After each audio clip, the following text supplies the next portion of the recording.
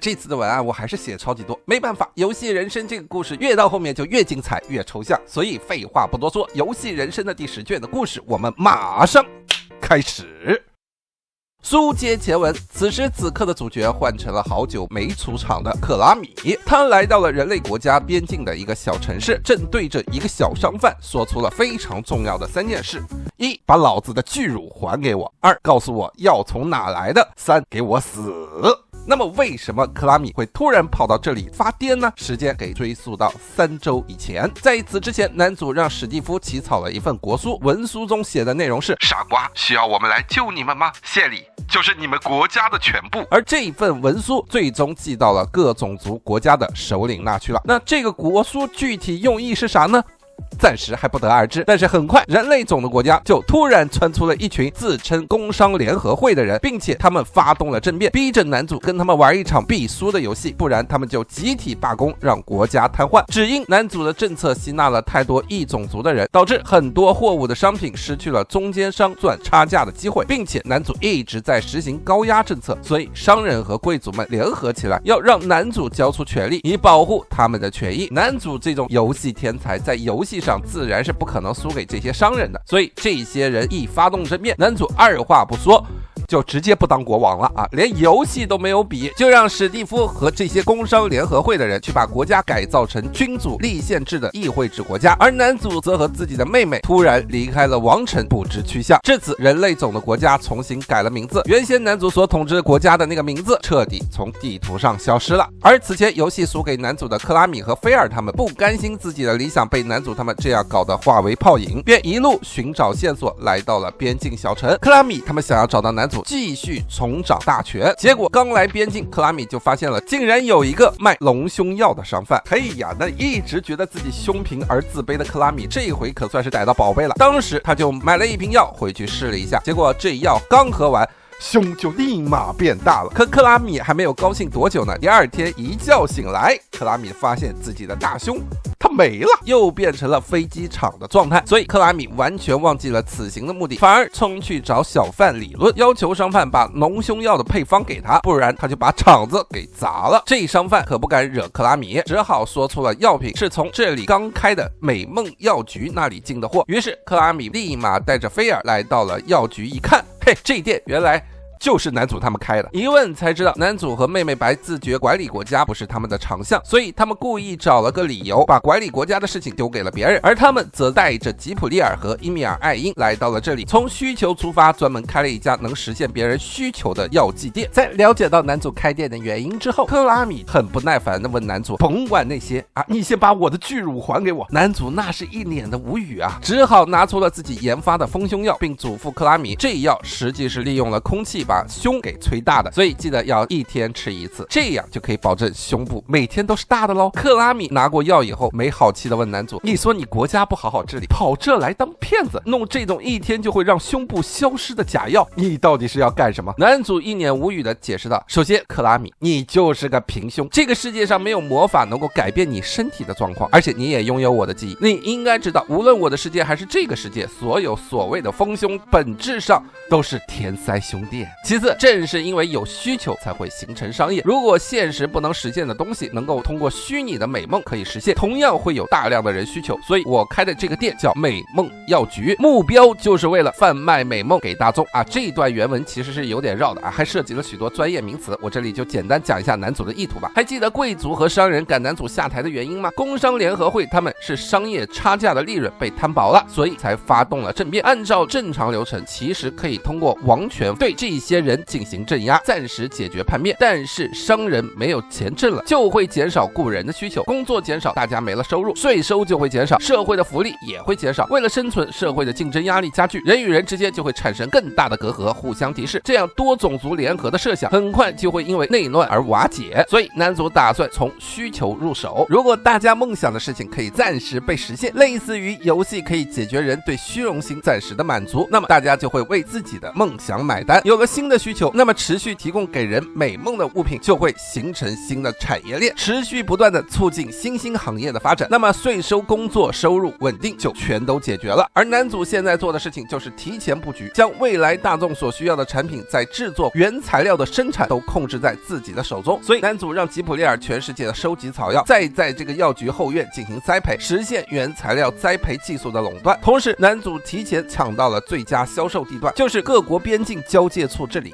因为这里贸易最为频繁，各种族进货的路程都相对较短。男主在这里做商业，再利用商人的自发宣传能力，控制大家对流行这个概念的认知，让大家不断产生新的需求，促进商业的循环。这样工商联合会的人为了分一杯羹，就再也没法拿罢工威胁男主了，而是为了挣钱选择加入男主他们的商业队伍之中。并且男主早就带着异界的技术制造了打印机，趁着男主他们退位，国家会统一发行货币，只要货币流通起来以后大家都认可，就可以用货币印刷的数量去调控市场的经济冷热程度，实现真正的对多种族国家全方位的掌控。本来男主还想跟克拉米在店里多聊一会儿，但负责看店的伊米尔·艾因却在这个时候走了出来。上一卷也说了，伊米尔·艾因是真的爱上了男主，并且他为了让男主能使用他的动现在他每天都在色诱男主而伊米尔·艾因一见又来了一个妹子，他的危机感噌的一下就上来了，所以伊米尔·艾因立马就当众展现自己对男主的爱，并警告克拉米，你别来给我抢。克拉米当时就不屑一顾的说，像男主这种渣男一点让人喜欢的要素都没有啊。结果这话刚一说出口，在场的吉普利尔、妹妹白和伊米尔·艾因都投来了杀一般的眼光，吓得克拉米当场嗷嗷大哭。为了缓解尴尬，男主本来想支开伊米尔·艾因，让他先帮忙去采摘种植园的植物，但伊米尔·艾因出现在这就是来报告种植园里好像长出了一棵奇怪的植物，而这个植物名为地精种男主他们听完十分震惊，这种生活在地底有着高度机械文明的种族怎么会从地里长出来呢？于是众人赶忙去种植园查看情况，就见一个褐色皮肤银发的美少女闭着眼睛只露一个头，身子完全插在田里昏死在那里。少女的头上还有一封信，信上写着，外地人是本大爷，把药拿来吧，账先记着。这莫名其妙的超展开让男主也摸不着头脑，但男主此前所接触过的地精种都是那种身材矮小还浑身体毛旺盛的家伙，所以男主他们把地里的地精种给救出来以后，男主就想要快一点把他唤醒，然后赶紧把他送走，不想多做来往。但吉普利尔却极力劝阻男主，因为在吉普利尔眼里，地精种是一个非常好用的材料，因为地精种体内蕴含大量的增幅魔法能力的矿石银铃钢，但地精种又为了防止自己体内的魔力暴走，所以地精种只有拿着灵装魔法棒作为媒介时才能正常使用魔法。而此时的吉普利尔已经拿走了眼下地精种的灵装魔法棒，所以屋内被救活的那个地精种现在已经啥反抗能力都没有了。吉普利尔现在就等男主一声令下，就可以当场动刀子把眼下的地精种体内的矿石都给他挖出来为自己所用。而伊米尔·艾因则极力反对这个看法，他觉得挖出矿石是暴殄天物，不如把屋内的那个地精种给他融了，体内的矿石拿出去卖，能大赚一笔。而菲尔则主张地精种还是买了吧，不要污染大自然。总之一句话，没有一个人把地精种当人看的。而屋内的地精种其实早就被救醒了，但一听屋外自己要被外面的这帮人给杀了，吓得他立马偷走了自己那个长得像锤子一样的灵装魔棒，并打算立马用魔法逃走。但不知道为什么地精种的魔法却失败了，瞬间灵装魔棒爆炸发出了巨响，吸引了众人的目光。本来吉普利尔还想向男主解释，囚困地精种是想让男主看看地精种施展魔法的能力，然后再想办法把地精种拉拢成男主的仆人，但没有想到这个地精种的能力竟然这么的不行。虽然眼下这个地精种修补东西的能力跟其他的地精种是一样的突出，但是使用魔法却会失败到爆炸，令吉普利尔都感到匪夷所思。不过菲尔的心肠显然没有吉普利尔那么急功近利，此时菲尔他率先来到了地精种的身边，并且很温柔的怂恿地精种快速使用魔法逃走，这样地精种就能立马被自己的暴走魔法给炸死。菲尔就是恨不得地精种快点死在这里才好。男主知道森精种跟地精种的关系不好，但没想到能不好到这种地步，吓得男主赶忙拉着克拉米去阻止菲尔的怂恿，并控制住了地精种，这才让男主与地精种面对面正常交流的机会。而这个地精种见自己的灵装魔棒已经炸了，一时半会儿还修不好，他只好一边求着男主先别杀了自己，一边把自己所知道的所有事情说了出来。原来这个地精种叫提尔·威尔古，今年84岁。地精种种跟森金种一样，都是长寿的种族，且女性一般不像男性那样体毛旺盛。不过提尔是地精种的异类，因为他比一般地精种操控灵装魔棒的能力要差很多，所以他在地精种的国家里经常招人排挤。这一次提尔他突然被自己国家的首领拜托送一个没有祖名的信到地面上，他还以为自己被自己的国家给抛弃了呢，所以提尔此时见到男主愿意收留自己，那是不遗余力的在向男主谄媚，希望自己能留在男主的国家里过日子。不过妹妹白最清楚男主的癖好，萝莉身形、白色头发还带着兽耳的提尔，这完全就是男主的菜呀！一见提尔开始要色诱男主，搞得白也加入了菲尔、吉普利尔和伊米尔艾因的杀地精联盟。妹妹一边扒开了提尔的衣服，一边警告提尔，男主的胸口是他白的专座，容不得其他人放肆。而男主知道提尔的来意以后，便深知自己的计划已经得逞。原来地精种的首领之所以没有写收件人，是因为收件人就是指代男主和其妹妹空白二人组。地精种首领所写的信，其内容真实的意思就是让男主去帮助拯救地精种的国家，避免争端被扩大。为了实现计划的预期，男主已答应提尔以后能住在男主他们国家作为交换，让提尔带路，带男主他们去一趟地精种的国家，好去赴约给地精种首领带去解救他们国家的药。而讲到这，各位可能是不是有点懵了？男主啥时候弄了这么一个计划？各位还记得前面说了吗？男主让史蒂夫起草了一份国书，内容写着：傻瓜，需要我们来救你们吗？谢礼就是你们国家的全部。对，这份国书就是因为男主早就布局了让别的国家即将陷入泥潭的计划，并且已经到了不得不向男主求援的地步。具体是什么泥潭后面才会说。总之这份国书就是男主设下吞并他国的陷阱之一。此时此刻的另一边，帮男主起草国书的史蒂夫却还待在人类种的国家里，担心着自己是不是被男主他们给抛弃了。毕竟男主连基凯种的伊米尔艾因都带走了，却没有带上他，这让对男主存心荡漾的史蒂夫感到了无比失落。就在男主他们忙着要去地精种都市的时候，史蒂夫却巧遇了吸血种王子布拉姆。交谈中，史蒂夫才得知其实布拉姆早就知道工商联盟会的造反，因为这也是男主计划的一环。因为就是布拉姆他们说了有必然战胜男主的方法，才让工商联盟会发起了政变。而这一些工商联盟会的人其实都暗中做着别的种族的间谍工作，也就是说工商联合会的人类早就是勾结他国的卖国贼了。但布拉姆告诉了史蒂夫，男主就是打算利用这些卖国贼吸引别的种族掉入陷阱，以便未来吞并他们。但这个计划稍有闪失，也可能会让人类种的国家荡然无存，所以布拉姆跑来就是替男主督促史蒂夫赶紧干正事，把内政给他搞好。史蒂夫一听，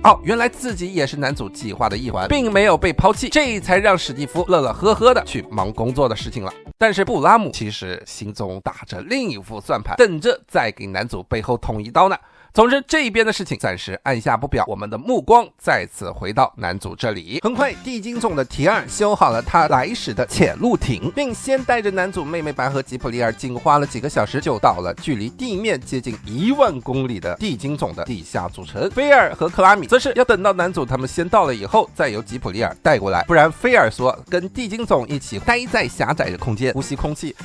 他绝对会窒息而死。不过菲尔他们还非要跟着男主他们一起去地下城，男主也是没有辙，只好趁着吉普利尔去接克拉米和菲尔的间隙，男主跟妹妹白在提尔的带领之下先逛了一下地精种的城市。虽然地精种的组成如同赛博朋克，但地精种实际造出这些科技感十足的东西全靠直觉。是的，准确来说，地精种根本就不是按照科学的方式用物理的法则打造产物，而是更像在用魔法，纯靠想象力挥舞自己手中的灵装法杖，凭借直觉把东西给造出来。地精种之所以身上体毛众多，就是因为这些体毛就是银灵钢，可以增强他们的魔法能力。包括女性地精种之所以女地精种看起来体毛少那是因为都剃掉了而已。不过也有特例，提尔就是天生没多少体毛，这就导致提尔没法光靠想象力就造出造物，所以提尔是用物理的逻辑方式弥补自己的不足，去对别的地精种的产物修修补补，然后拼接在一起来为自己所用。不过这份能力的缺陷也导致了提尔总是被同族排挤。等吉普利尔带着克拉米和菲尔来到地下城以后，主角团一行人参观了其他地精种学习制造东西的课堂，大家更是直观的了解到了地精种制造东西是有多随便。老师只是在教大家随便去想一想，学生们就用灵装法杖敲一下废铁，就把废铁变成了机械产物。参观的同时，菲尔和吉普利尔还给男主科普了一下，森精种反而才是更偏向于科学的种族。森经总是将地精总随便就能造出来的魔法拼命的理论化后进行模仿和学习，才能有今天这番魔法成就。可地精总看上了森经总脑袋上的宝石，总是想拿回去造成别的产物，而森经总又总是在魔法上略逊于地精总，所以想要地精总身上的银铃钢作为研究材料，这也是森经总和地精总这么对立的原因之一。就在男主等人参观的时候，提尔突然被一个地精总的酒鬼给撞了一个满怀，并且这个酒鬼醉醺醺的说要推了提尔，但酒鬼见到男主以后却自称自己是提尔的叔父，还说自己就是地精总的现任首领。这糟糕的表现，提尔死都不认眼前这个醉鬼是自己的叔叔。最后醉鬼也觉得自己失态了，只好假装自己只是一个路人，说会回去给真正的大首领传话，说他的侄女带着人类种的国王来了，这才暂时缓解了眼下的尴尬局面。不过男主在醉鬼临走之前寒暄的问了一下地精总的首领怎么称呼，醉鬼则是没好气的说道，首领名叫维格多劳布尼尔，你们这些人还是废话少说，快去首领府吧，臭异世界的人。在醉鬼走后，男主跟着提尔前往了首领府所在的地下508层，但在做升降梯时，男主却发现6000年前地精总中最伟大的领袖所造的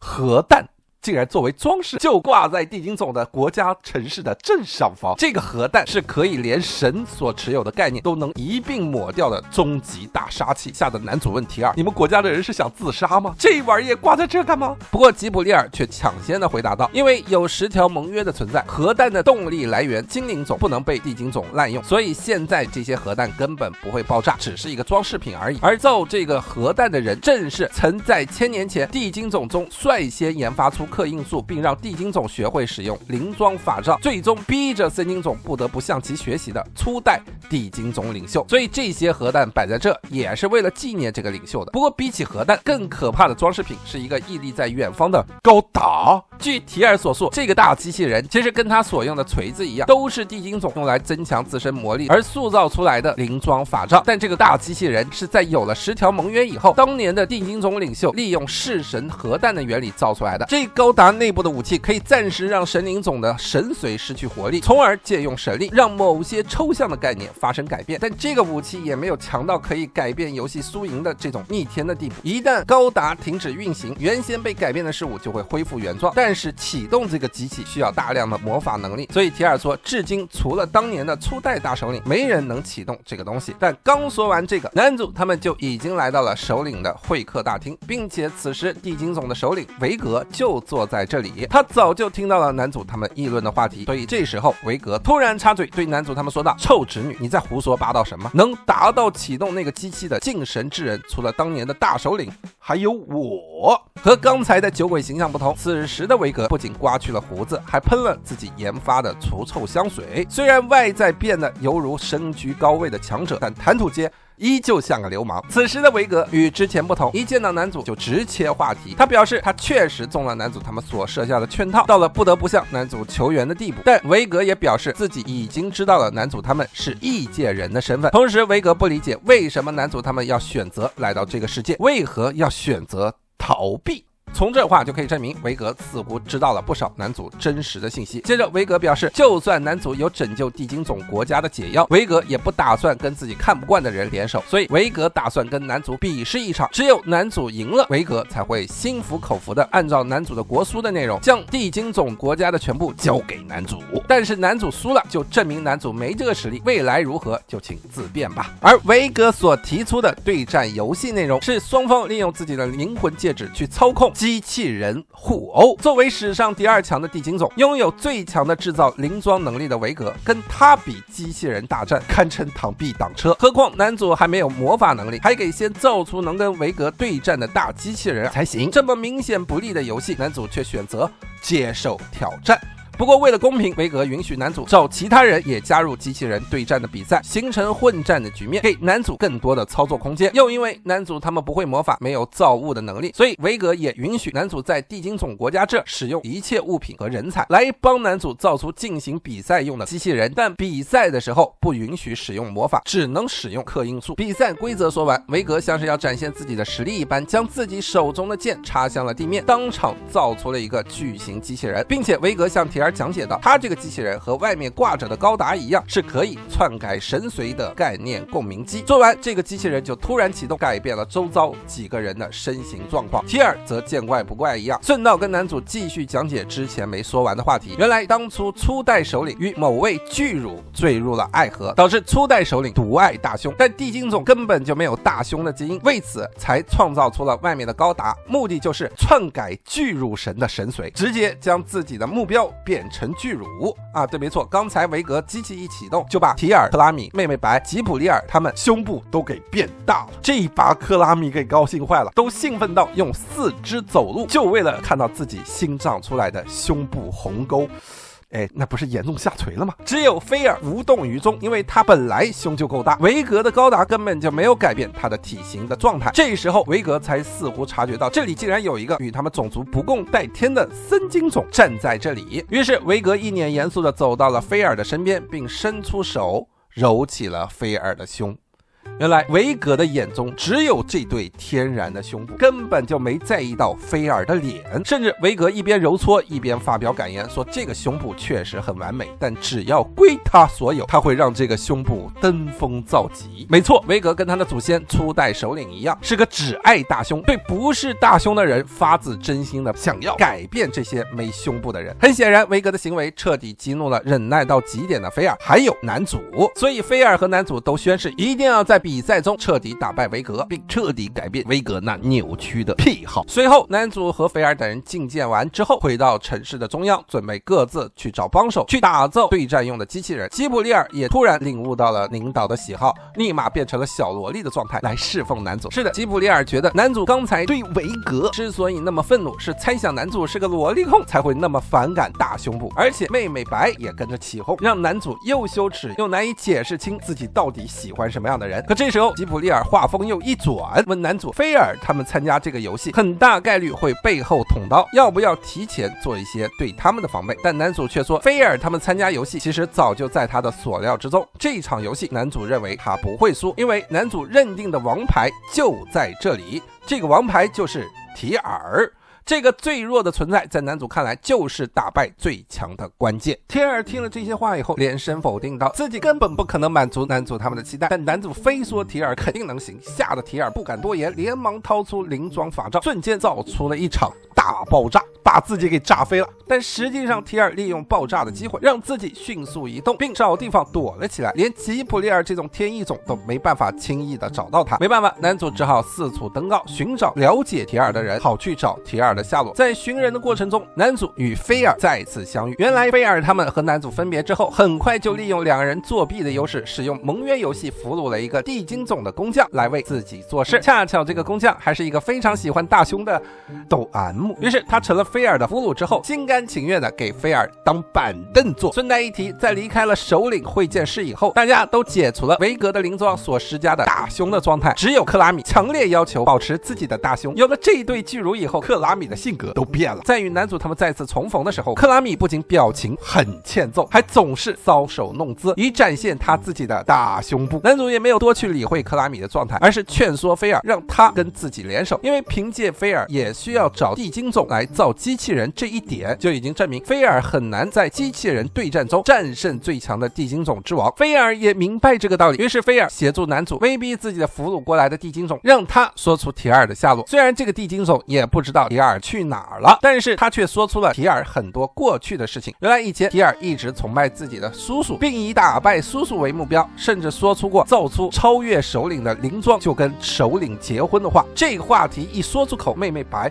高兴坏了，因为白觉得跟自己最有竞争力的萝莉对手竟然跟别人订了婚，那男主的后宫必然沉冤解疑了。而提供情报的地精种始终言语中透露着对提尔的鄙视，似乎提尔此前在某个比赛中输了以后就开始选择逃避，而地精种恰巧是一个把输了都当作宝贵经验，不会轻言放弃的种族。地精种会追寻完美而不断努力来进行自我改善，提尔的自暴自弃的行为才是大家对他排挤的理由。所以他分析提尔只会在废弃的垃圾场里躲着哭泣。不过不知道为什么，这地精总说这些话的时候，男主和妹妹白也低着头沉思了很久，但最终男主还是为提尔打抱不平，对眼下的地精总说道：正是因为你们这个种族满足于区区的完美，才会变得毫无长进。同时男主灵光一闪，猜到了提尔真正会藏匿的地方，于是男主立马让吉普利尔带着自己和白转移到了地下都市的正上方，来到了地表之上。正如男主所料，提尔就躲在能够看到天空的某个洞窟里，并且提尔一直在这里敲敲打打制作着自己的失败品。提尔发现男主他们来了以后非常的惊讶，但是很快提尔又恢复成了平日里自暴自弃的样子，并说道：我知道我自己就是一个废物，无论我怎样的努力都只能造出一堆废品，所以我才只能去拼接别人制作好的魔法刻印术，研究其中原理来为己所用。不过不管我怎么努力，最终都不可能超越我的叔叔。你们懂我这份绝望吗？就是因为这份绝望，让提尔觉得怎么样的努力都不会得到回报，梦想终究只是梦想，自己只配生活在垃圾堆中。但是男主却告诉提尔，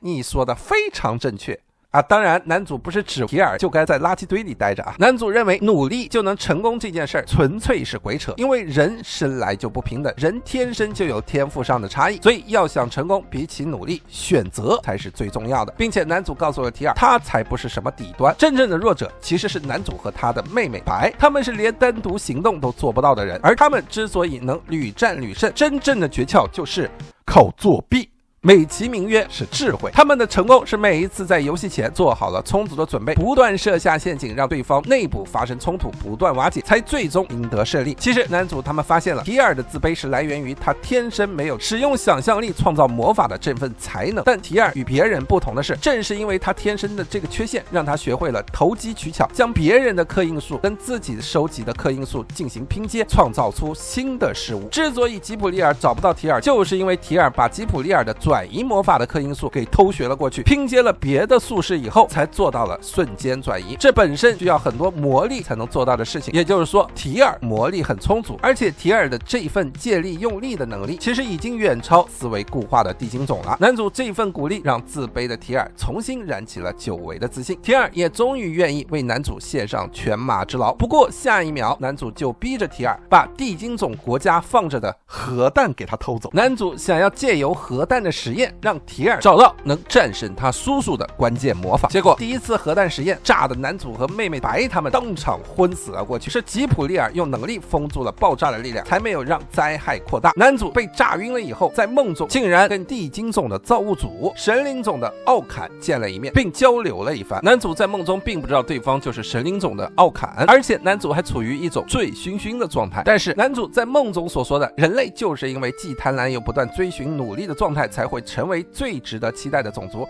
让奥坎也变得对男主产生了浓厚的兴趣，想看一看男主如何改变地精种的未来。所以在奥坎的力量帮助之下，男主他们很快就醒了过来。但男主梦醒之后，男主发现虽然核爆的目的失败了，但却得到了意想不到的副产品。男主相信这个副产品就是打败维格的关键要素。有了这个秘密武器以后，男主又去找了克拉米他们的商量，4天以后他们一起去对付维格，希望菲尔和克拉米在比赛的时候能够协助男主他们。这里的准备如何暂时按下不表。且说另一边，史蒂夫此时此刻竟然也找到了伊米尔·艾因所在的美梦药局。原来史蒂夫发现政变的这些团体在政变前突然使用了新的货币，并且货币的使用源头之一就是这个美梦药局。于是史蒂夫一下子就查到了这里。史蒂夫虽然看起来很笨，但作为政治家，其经济和管理国家的能力数一数二。史蒂夫来这就是想逼问男主他们下一步到底想做什么。本来伊米尔·艾因说什么都不肯把男主他们的去向告诉史蒂夫，但史蒂夫却说，如果我接受喜欢空的事实，这样你也无所谓吗？这话吓得伊米尔·艾因立马改变了态度，选择帮史蒂夫传送到男主他们所在的地下都市。因为伊米尔·艾因早就察觉到了史蒂夫是众多情敌中最难对付的一个，如果史蒂夫不再伪装自己的感情，可能所有的女人都比不过他。为了避免这一点，伊米尔·艾因只好妥协，带着史蒂夫去往了地下都市。目光我们再次回到男主这里要先讲解一下男主和维格他们比赛的实际内容。首先双方都是利用感应钢这个东西去手握操纵杆，驾驶自己所造的机器人进行互殴。地精种天生就有感应钢，而男主克拉米他们则是带着感应钢的手套去操操作。机器人实际是靠操作者的信念作为动力才会动起来的，而外在看，比赛的内容是机器人之间的互殴大战，但一旦有一方的机器防御被突破，攻击那一方所造成的攻击伤害不会物理上损害到机体，攻击反而会被转换成精神攻击。受到伤害的那一方操作者会突然进入到由攻击者的信念而制造的梦境空间之中，被攻击者的信念会不断的被侵蚀和蛊惑。如果灵魂的强度不够，会被动的认同攻击者的信念，那么被攻击者原先的信念就会崩塌。靠信念和想象力而行动的机器人会逐渐解体，一旦操作者的操纵杆彻底崩坏，就会被判定为游戏失败。比赛的内容之所以这么的抽象，是因为有10条盟约的存在，对战游戏是不能对对方的肉体造成损伤的。不过这个游戏还有一个问题，就是魔力太强的人会损坏操纵杆，这就导致吉普利尔压根没法参与到这场比赛。所以4天以后，男主妹妹白提尔操纵着一台机器人，特拉米和菲尔操纵着一台机器人，两路人合流来到了会场，准备与维格进行机器人的大战。这一场大战是现场直播，所有的地精总都可以在城里看到游戏的内容，而3台大机器人也是各有各的特色。首先是菲尔和克拉米的机器，因为菲尔过于理性的思维导致他没法操作机器，所以实际操作机器的人是克拉米，而他们共同操作的这一台大机器人看起来更像是遗迹守护者的钢铁巨人，脑门上还插着花花草草的装饰品。维格则是操控着之前自己用灵装魔杖召唤出来的巨大机甲，只不过这一次这个机甲胸部安上了2个会 biu biu 弹动的2个巨乳，看起来要多突兀有多突兀。而男主他们操控的则是之前跟核弹一起当装饰品一样挂在城市上空的那个高达，不过这个高达内部可以扰乱神髓的装置早已经被拆除，所以现在这个高达除了看起来很大以外，完全就是个老古董，感觉随时都会散架一样。尽管如此，男主还是胸有成竹的跟维格他们向盟约宣誓，毫不畏惧的展开了机甲互殴大作战。然后一上来男主就被维格一招打趴在地，瞬间就中了维格的幻境，陷入了昏迷。男主在梦境中看到了之前所有攻略过的妹子们都挺着巨大的胸部，说着要来服侍男主的话，包括男主的妹妹白也是挺着大胸部要让男主摸一摸。男主差一点就沦陷了，但是男主脑海中却响起了妹妹的声音，说道：那是假奶呀，清醒一点。男主当时就雄起，一把抓住了假胸，往死里这么一掐，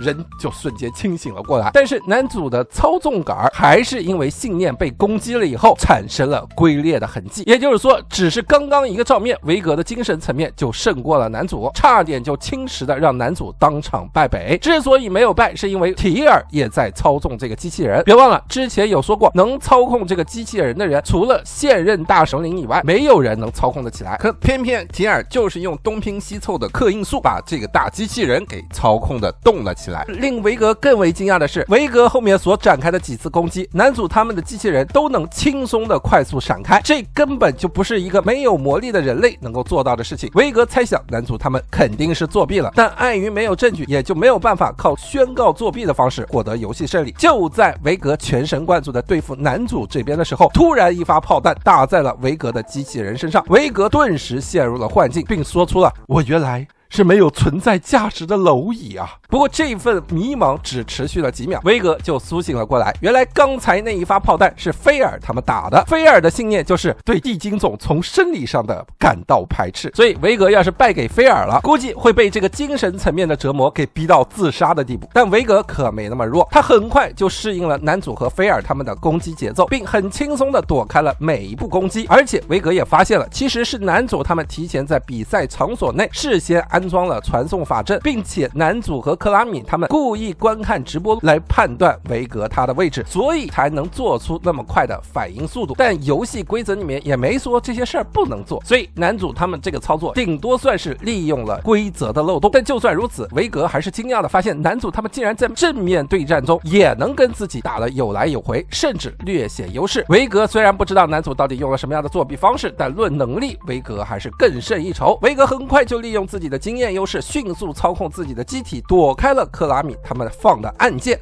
而这一发暗箭的子弹正好打中了男主他们所操控的机体上。下一刻，男主妹妹白甚至提尔都大喊着原来维格是比蟑螂还要恶心的存在啊，需要立马消灭。对，没错，男主他们全陷入了菲尔的幻境之中。维格本来以为自己是在借力打力，结果没想到啊，这么一做受伤的还是自己。不过很快男主他们就恢复了正常，再次与维格打得有来有回。几次交手之后，维格终于明白了男主他们为什么能那么强，原来是提尔提前做了一种可以模仿别人刻因素后加以利用的工具。只要妹妹白测算出维格攻击的角度，提尔的工具就能让男主他们的机器提前做出判断，躲避维格未来所展开的各种攻击。而男主射向维格的炮火也不是用魔法刻印直接造出来的，而是利用提尔会引发刻因素失败而产生的爆炸反作用力推动出来的炮弹。所以这种不知道怎么爆炸的攻击很难预测它的行动轨迹。也就是说，男主他们是结合了现实世界的物理法则与提尔借力打力的魔法特性，才创造出了能与维格势均力敌的状态。但是现在掌握诀窍的维格通过各种假动作的方式规避了男主他们的预测，成功的又击中了男主他们好几次。但是每次维格要补刀的时候，克拉米他们就在暗处射一枪，让维格陷入危险的幻境。维格一看，心说男主他们是诱饵，克拉米他们才是用来打败自己的主力啊。所以在牵扯住男主陷入巨乳幻境的时候，维格迅速调转枪口跟克拉米他们打了起来。然而这一切才是男主真正的计划，克拉米他们才是真正的诱饵。菲尔他其实从头到尾都没有真正的想要彻底弄死维格，他之所以生气是因为无论维格提供给克拉米怎样的巨乳，还是摸了自己的胸部，维格所表达出来的内容都是把胸部当作唯一的至宝，从来没有正视过胸部后面的那个人。他的眼里仅仅只有人身体上的那一块部位，如同爱一个人只爱一个人的外貌一样，过于肤浅。所以菲尔想要让维格切实的体会到，胸部里面不是只塞了脂肪和空气，真正的胸部里面还塞了这个人的灵魂。而克拉米也是被菲尔的信念所感化，也最终正视了自己平胸这件事情，与菲尔协力展开了他们所能使用的最强刻因素，其发射出来的炮弹之强，连作为地精种现任最强的维格都不敢轻易近身。菲尔他们就这样成功的拖住了维格的动作，给男主争取到了不少时间。但是最终克拉米他们还是魔力用尽，精神力的消散使得克拉米他们操控的机器人逐渐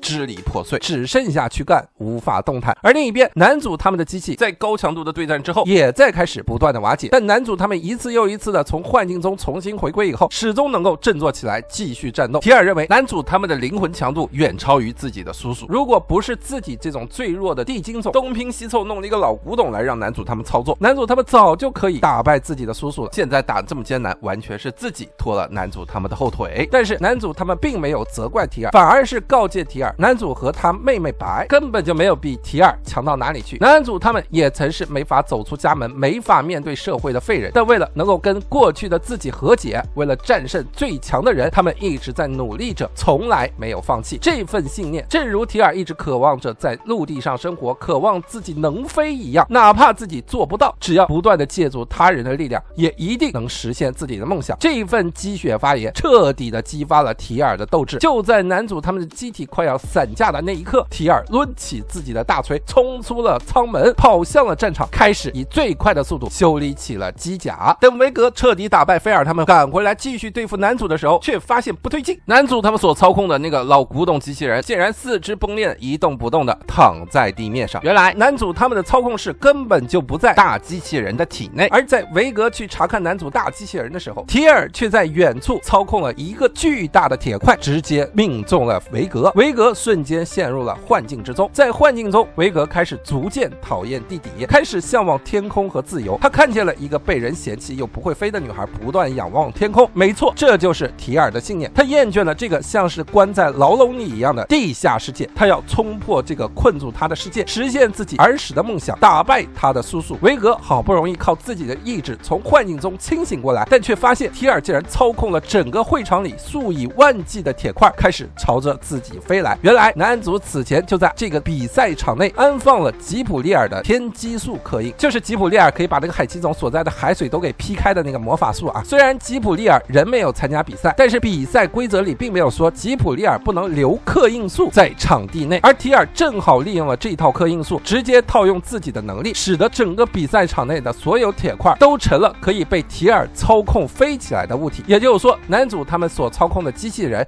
实际是整个会场。但更绝的是，提尔同时还操控了克拉米他们的机器人砸向了维格。而此前菲尔其实在自己的机器人体内写了一串森金总独有的灭神核弹的魔法刻印，如果菲尔亲自使用这个魔法，就违反了游戏规则，会被直接淘汰。但是此时此刻只有魔法刻印在，并且是由提尔操作的，就属于合理利用刻印术，符合游戏的规则。这就是男主他们提前设计好的计中计。虽然核弹的威力会被转换成精神攻击，但面对连神都能消灭的核弹力量，在场的所有人还是被这一股精神冲击波给波及，都陷入到了维格和提尔儿时记忆的幻境之中。在幻境中，大家才得知，原来在提尔还是小孩子的时候，就已经很喜欢这个拥有才能的叔叔维格了。甚至提尔缠着维格说要未来成为维格的妻子，但是维格却说提尔连毛都没有，一辈子都做不出来想要的灵装，根本就不配做自己的妻子。而提尔却在反驳的时候，无意间戳到了维格的痛处，因为维格看不到提尔的成长性，却又自诩自己是想象力最强的种族地精种的未来领袖，那么维格永远都不可能做出超越自己极限的事情，也永远追不到自己一直朝思暮想的巨乳女人。于是维格和提尔两个人赌气定了一个约定，提尔说自己未来一定会做出超越维格的灵装，而维格也表示一定会在未来随时等着提尔向自己挑战。但其实打这一刻起，维格就忘不掉提尔对自己所说的那句无法超越自己的极限，所以维格一直在下意识地打击着提尔，一直在回避自己无法超越自己的问题。原来一开始就在回避人生的人不是提尔，而是维格他自己。核爆力量的冲击结束，维格很快恢复了意识，并走到了用尽力量瘫倒在地的侄女提尔的身边，并一把把提尔抱了起来，诉说了自己的领悟。此时的维格发现，他一直追求的巨乳只不过是一个虚幻的标签，他真正应该追求的是胸口能容纳庞大理想的女人，而不是那2块赘肉。所以维格抱起提尔后，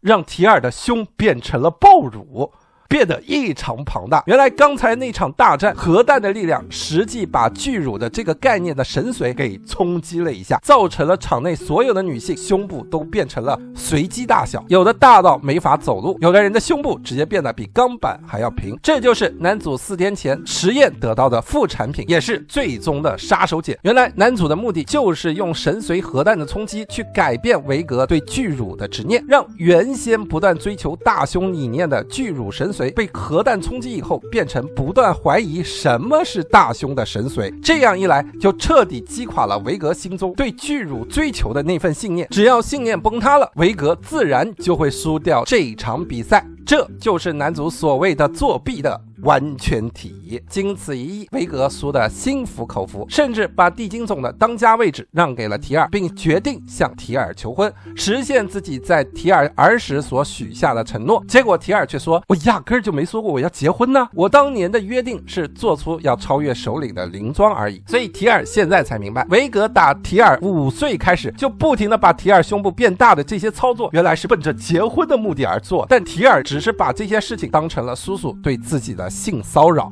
所以提尔早就不喜欢自己的叔叔了。此时提尔现在毅然决然的要加入男主他们的国家，并自称要做男主和妹妹白的姐姐。因为此前的战斗中，提尔看到了男主他们的内心，提尔决定要回报男主他们的恩情，也让男主他们实现自己的梦想。所以提尔告诉维格，以后你就别来烦我了，等你去到巨乳星球以后再来跟我说话吧。就这样，提尔把维格给甩了，而维格真以为有那么一个巨乳星球，于是维格从此开始每天研究巨乳星球在哪，并研制火箭，真打算去那转一趟。这里还有一个小插曲，其实男主他们大战的时候，史蒂夫和伊米尔·艾因就已经赶到地下城了，并观看了男主他们的大战的全过程。在大战结束后，在大家都在怀疑男主可能真的是一个萝莉控，所以维格的那个巨乳幻境一直没对男主有什么伤害，但史蒂夫却质问男主，如果你不是一个巨乳控的话，为什么你之前会摸我的胸呢？男主这里打了一个哈哈，说妹妹同意了我才摸的，但其实男主根本就是一个来者不拒的处男，一直没有被维格的信念给击垮，完全是因为男主更看重的是这个人的灵魂，而不是那个胸部。在男主的心中，妹妹这个人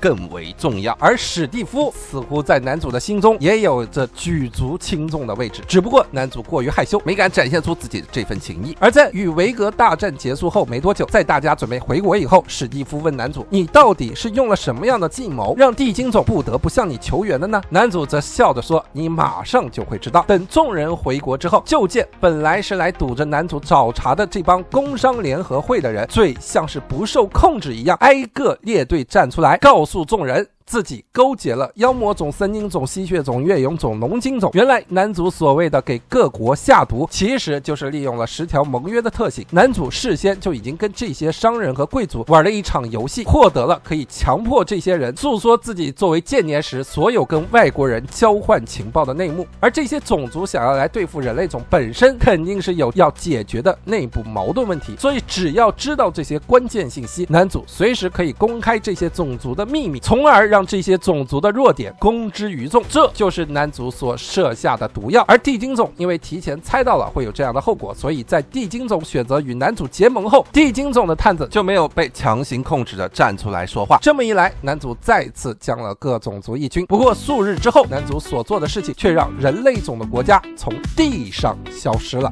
那么具体发生了什么呢？欲知后事如何，且听下回分解。